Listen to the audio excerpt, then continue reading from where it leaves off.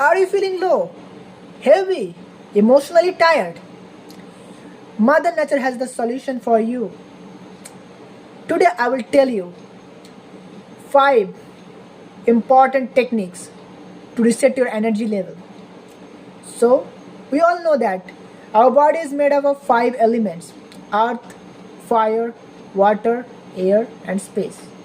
First technique is earthing. Go to the garden bare feet, stand on the soil, and imagine the Mother Earth soaks all your negative energy and cleans you. And the second technique is fire bath. Go to outside, stand in the sunlight, and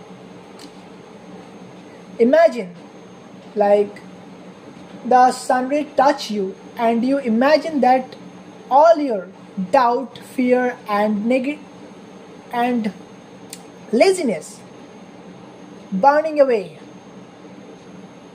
And third technique is wind wash. Go to trace and feel the air passes through you, and you inhale deeply and exhale slowly. Imagine all your tensions blowing away. And fourth technique is Akashic intelligence. Gaze at the sky. Look at the vastness, open space, and feel that you are not small, you are infinite. And fifth technique is salt water crystal technique.